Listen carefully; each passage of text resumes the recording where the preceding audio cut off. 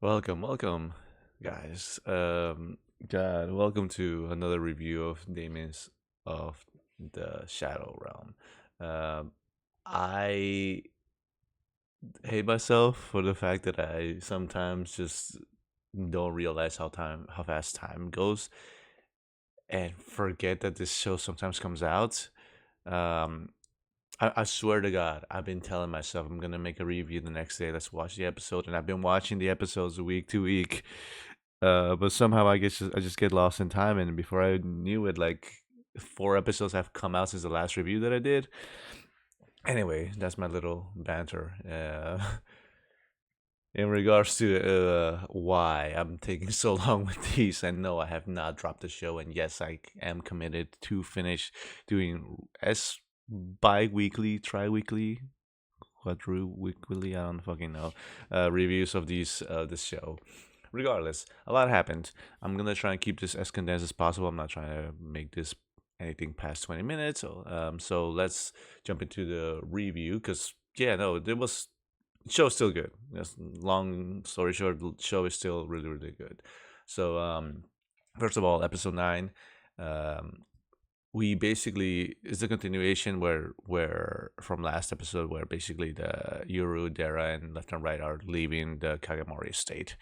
Um, we get in the introduction to like how Yuru wants to put bows together, so they basically end up going to like this Home Depot equivalent anime equivalent of Home Depot, where Yuru just freaks the fuck out in a good sense because he's like super excited that there's just so much equipment and so much things he can play around with, which again I love the whole fish out of water idea and aesthetic that's happening here. I love the idea that everything's so new and cool for Euro. It's the equivalent of like let's say when I used to live when I lived in a while for like in a different country, coming back to New York City and seeing like skyscrapers like it's something completely out of something that you wouldn't imagine right away. So it's cool to see in person. So I kind of relate a little bit to the sentiment of like, oh wow, you guys have this. Oh wow, you guys do this now. Um, I'm sure Japan's gonna feel like that for me too whenever I get the opportunity to go there. But his reaction is super fun. I love the little detail of Dara saying something about like when they go into like are you worried that they have pictures of or videos of you? And Dara says something about like manages like those shell outs for security cameras everywhere, and Yuru not understanding the phrase shell out, and he literally thinks of turtles, which is just cool. Again, it just shows how language changed, how much language is different from where he lived in the more secluded village compared to where they are now in the city. Um, then just summarizing that little sequence, but then you go to like the Kagamori state again, and we transition to Asa, looking at the picture that she has of Yuru and her, and with Dara somewhere in the corner, and she's just straight up AI deleting the her his everything about him off the picture, basically photoshopping, I guess, but like with AI now, like that's what she did.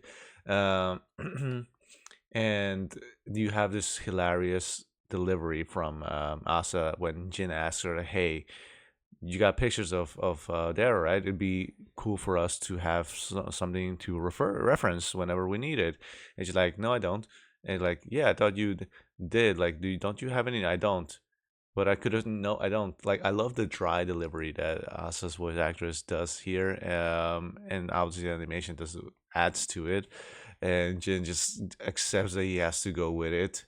Um, we further go into the we transition over to another scene where the Kagamoris are interrogating further the intruders, and we get an introduction to this super cool Damon. The guy who's I guess who works with him is Fuyuki. That's the Kagamori that I own. I don't want to say own, but basically collaborates with Damon Whisper, which is a super interesting and seems very broken Damon as well, which allows you to to read through the daemons, to read to the owners or the collaborators or the contractor, I guess, uh, whole backstory, which is very very broken, and I love it. um, the daemon itself is very creepy too. It's like this book or notepad with a mouth on it and two huge daemon arms, I guess. And he has to touch the daemons and then can read into the person who's contracted with them, and that's how they find out. I guess it's I guess it's like a safety measure because they believe that the intruders are not telling the truth, so they're just double making sure. And it's kind of tricky thinking about it now, or kind of interesting thinking about it now, because if you they already asked them and they're like, all right, they could have done this from the start. This is what I mean to say. But I guess they were giving them the opportunity to see if they were gonna give out info or not. And I'm assuming that this is just obviously a safety procedure, just in case they were lying, and then it would kill them. But I'm like, if they have told you to, if they have given away like the person who hired them, would you have to let them live? That's what I'm curious about. So, I mean, at the end of the day, I feel like they could have just, maybe they wanted to see their real intentions and what kind of people they were, and try and give them an opportunity, because like right now they're innocent. Clearly, they're just tugs for hire. Um, so there's a couple little interactions there that I'm not gonna go into. Watch the episode, really good. But then you have this sequence where, hold up, I have my notes over here. So the Kagemoris basically hire these guns for hire and tells them, hey, you guys seem like in debt, you guys want money, we'll help you out. And they're like, oh, thank you so much, like you'll do that for us. And then Loki, as the boss, walks away with the Kagemori members too. They're asking them, are you sure you want to hire the people who try to kill us? And he's like, listen, we have all their backstory now. We know that her mom's like in the hospital and all this. We got leverage now, which is cool. It's interesting that that's how their thought process went. We get further. We switch back to Yuru and Dara left and right. We find out that they're being followed by somebody, which Dara then leads them to his other spot, his other place, his house that he owns, or quote unquote owns. And then all of a sudden, this place turns completely missed. And at first, I thought this was the work of one of their daemons. But then we find out that it's actually Dara's daemon, quote unquote Dara's daemon. There's three people following them, two guys and an old lady. And then we get the reveal of long arm and long legs. We find out the long arm and long leg are not in cahoots with the three people following them, and end up killing two of them. The old lady lives, and that's kind of where that episode ends. It was a good cliffhanger going into episode 10. FYI, I had to rewatch all these 4 episodes again just to make sure I had this review properly processed, just because I didn't realize it's been 4 weeks since I put something out. Almost 3 weeks. But episode 10 starts with Dara telling not this is a start off, but it's one of the first sequences that Dara basically tells the Daemons, left and sorry, long arm and long legs, that he is the twin that they're looking for, because that's what they came for. They're over here looking for one of the twins, for Euro technically. But Dara tells them like, no, I'm the one. I'm the one you're looking for. So they can focus all their energy on him, and Yoru has a chance to either run away or think of a plan. The gang, I'm gonna call them that for now, just because it's a good chunk of group of them. The gang decides to look for the person contracted with these daemons to see if they can stop him, and then have the long arm and long legs just stop. Dara goes full sniper mode, grabs a sniper, and like it takes them off from a distance, which is cool because also these daemons, they clearly interact with their time and their surroundings. So they are, I guess I'm not. Well, we find out later that they're not up to date with the world right now, so they're not familiar with the idea of a sniper. Again, I find it very very interesting, a very cool concept. left and right are fighting these two Daemons, but they're clearly being challenged. Like it's not easy. One of them is basically this humanoid figure with overly large arms, long arms, and the other one long legs, kind of like balancing them out, each other out, or contradicting each other out a little bit. Dara keeps doing damage. The sniper is in full effect. There comes to a point where he shoots up the eyes from the, I believe it was the long legs, no, no, the eyes of the long arms, and he damages I'm sorry, like I forgot which is which, but basically they get they both get damaged to the point where they combine, so they can, so their weaknesses are no longer a problem, and they kind of just collaborate and help each other out to be this huge, annoying ass Daemon, which again is still very dangerous. It gets to the point where while they're still hunting for the person contracted, the one of the Daemons manages to grab the old lady, and the old lady, fucking bitch, she decides to give away that Yuru is actually one of the twins and not Dara. And she assumes that this would give her an opportunity to left that for her to escape, because then they'll let her go and they'll focus all their energy on him. But then they pull the Uno reverse card and be like, actually no, we still gotta eat, so and we're heavily damaged, so we're still gonna eat you. To which Yuru comes out hero mode and decides to challenge these Daemons to fight them. And his whole thing, and we find out later throughout the episode, his whole thing is that he wants to just stall for time. He wants to create an opportunity for left and right to strike. I will say that it is cool how Yuru pretends he has seal for a second, and he basically just looked at Asa's pattern of how she released break, and just did the opposite of it. Like instead of, I think it was, she opens her, I think I forgot which one is which. Like I think she does fist and then opens her hand, and Yuru does the opposite. Um, and yeah, no, that's cool because the long arm and long legs, they fell for the bluff.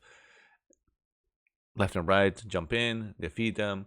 We find out that apparently these were very old, malicious Daemons that were sealed and by them or by somebody, and that, yeah, no, they were very dangerous Daemons to have out in the world. Um, we also find out through one of the left and right, I keep forgetting who's who. I gotta start remembering that. Uh, that apparently they were being spied on by a moth that is owned by Asuma Kagamori, the guy who we've been very suspicious from the first time that we got introduced to him. And that's kind of how that episode ends. Episode 11, just going through these real quick. We find out that the house is actually not Dara's, but his father's. And the Daemon is not Dara's, it's actually his father's. So that whole trapped in that town, that area space, is a Daemon's ability, which was not forwarded towards Dara. So he owns nothing. Basically, his father hasn't given him jack shit. But then we find out that there's another intruder under the house, and this intruder comes out to be Ken, last name, Tadera, which is basically Dara's last name too. And we find out that this is, to keep the whole interaction short, this is Dara's half brother. Dara's father had another kid. I love Yuru's left and right's reaction. I love, like, oh, isn't it nice? Your family's growing, and then Dara's like annoyed as hell. Like, it's not time to be saying this kind of stuff.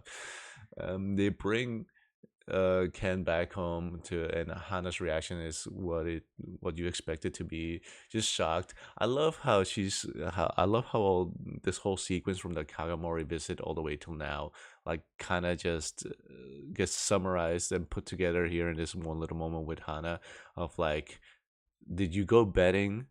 Did you go to like a hostess club? Like, did you and you brought another kid. Like, did you have a long lost child with somebody else? Like, because technically they're married in a way. In order to protect Euro, they have to be like their I guess their parent figures. But that whole interaction is cool. They explain everything to her, like, yo, this is technically my half brother. um he's gonna, can you stay with us, come on, let him stay with us. And she's like iffy about it at first, but then we find out that Ken's mom actually left them money in a bank account, and account's like super old. It's still like in old currency or something like that, I believe. And when they go to see how much it's worth now, Hannah's more than happy to keep him around. That's the gist of that episode. um One of the slower episodes between the four, I want to say. Not much happens. It's mainly just revolves. There's also some world building around it, which I am at the moment I don't think is too much of importance. It does lead up to what's eventually going to come. I believe there's trying to figure out Yuru and Asa's grandparents who are still alive and who may know something about his parents. So that's where that's going to. Episode 12, though, moves things a little bit more. This was a really good episode this week. Like, the introduction to Makoto's Daemons was nice and funny. Like the Tanuki being, so her Daemons are basically well, it was a badger, a honey badger, and a Tanuki, the raccoon. The honey badger apparently transforms to people, and the Tanuki involves his nutsack around them and kidnaps them, which is a hilarious way, creepy and fucked up, but a hilarious way of Damon's work. Like, so her Damon specializes in kidnapping, similar to Yin and Yang, which is what they point out in this episode. Um, Makoto, the intruder who now works for the Kagamori clan, tries to show them where they infiltrated their household, and they find out that this happened. They somehow the big shot somehow created a wall, a lab space, a gate in between one of the walls, but put it back as way in a way. Sorry, put it back as well, so it was barely visible that there was a gate created on one of their walls, which I guess we're still going to get introduced to the person's ability, or maybe it was someone from the inside, which we'll talk about in a bit. We get, which is what we're talking about now, actually, which we get an introduction to Asuma's uncle. And he's upset that Asuma wasn't able to fully confiscate Yuru, and Asuma's just playing it super chill and cool, but you could tell that he's annoyed. To which, when the moment that he leaves, um, this guy, Ivan, comes out. This is like, oh, uncle, you weren't gonna tell Asuma that I was here, and this is the guy that was involved with the infiltration of the Kagamori clan moment. So it's interesting because there's a lot of backstabbing going around, or like a lot of planning around the main characters right now happening, and Ivan clearly is pretending, maybe he's pretending to work with them, because it's almost implied that Ivan and Asuma know each other, and it's most likely that they know each other, and so this kind of I'm assuming that now that Ivan was in on them getting infiltrated, which also makes sense with when they asked him about it, like, where were you? And he's like, oh, I was sleeping, which was already very sketchy. um so yeah, no, yeah, it's interesting. It's very interesting what's going on. And again, the uncle, I don't know what's going on with that. We switch over to Asa getting a phone call from her grandmother, and we switch, and it's she says, like, she sounds exactly like my grandmother, and we switch over to like a transition over to a scene where her grandmother is being controlled, or is maybe like, it's not even grandmother, maybe it's something that is pretending to be her, but there's strings attached to a daemon that is like this creepy spiders with like faces on their back body. Yeah, I love that design. Very very creepy. Uh, Dara tells the squad that he needs to go talk to a shaman. Um, a shaman. When he gets there, he tells everything, explains everything that happened, like everything from the first episode all the way down to what where everything is now. I love the shaman's little daemons, by the way. The little, I'm assuming boy and girl. There's like very humble, very polite daemons. I love them. Um, I will also point out and say that the shaman does give Dara a weird look when he asks him like, "Oh, so where's you're staying now?" And he gives this mischievous look. I want to say, which is was very interesting. Um, but they don't, the episode doesn't go too much more into it, like the energy switches up very quickly, so it's just like this, almost like a foreshadowing or a hint towards maybe something that's going to happen later. um the shaman explains to Dara that he encountered Ivan, but they both don't know that it's Ivan, but he encountered a weird person with two swords, and they come to the conclusion that the swords are the actual Daemons, but they can't guarantee anything. And he also says that he left unscattered. Like he just showed up, he pulled up his swords, and he then blacked out for a moment. Something I didn't think about, and something that I'm glad that the episode also explains, is that now that Dara has to be in full protection of Yuru, there's nobody gonna be who's gonna be there's nobody out there who's gonna be able to help them um, bring medicine or equipment back to the Kagamori village. Sorry, to the Higashi village. So that's why Dara's asking the shaman to be that person to deliver like medicine and help. And shaman obviously agrees to it. When he goes there, I'm happy that we establish the aftermath of the infiltration, because you still see the broken helicopter on the front gate. We established that the stone guardians are gone. We also established that we established also that a lot of these kids are traumatized and lost their parents, and the shaman basically goes there to give medicine to a girl who's not feeling well, and who's also the one who saw her mother's head get bitten off in front of her. And they again reassure that this girl's traumatized, which makes completely sense. I'm happy that we are making that very clear, and we're reminding the viewers that, hey, this, yeah, we didn't forget, this is still a consequence. um and then some of the villagers speak out like, man, I wish, like, you should have seen these assassins, like, I wish we were more prepared, we would have, we wanted to get back at them. And the shaman tells them like, you guys wouldn't have been able to stand a chance against any of them. They were like of a different caliber. And and yeah, no, like you would have had to take a hostage in order to be able to be up against them. And that's when Ivan comes out.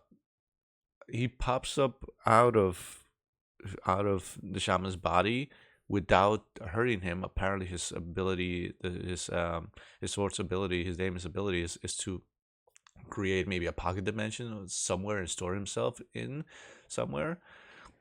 And he comes out. The shaman is freaked out. I'm not sure if he can move or not. We'll see that next episode. But right now he's laid on the floor. Excuse me, and he's like, "Yeah, no, you're right. None of you would have stood a chance against us." And the guy's like, "How did?" And the Higashi clan villagers are like looking at him like, "How did he do that? What is he doing this with?" And Ivan's like, "Oh, you guys can see Daemons. That's interesting," and just cuts their heads off. So more trauma for the youngsters in this village. None of them are gonna be happy with what happens in the future. If they ever see another Kigamori clan member, they're gonna hold severe grudges against them. I also feel like the need to point out that Ivan does remind me, because this is the same creator from Full Metal Alchemist. So like Ivan does remind me of a lot of a mix of King Bradley and Ling. It's a mixture of them, I feel, and I love it. I love his design. Very, I want to say, I don't want to say basic, but a very standard, like war. war war gear outfit, I guess. Tight short t-shirts, like the cargo pants almost.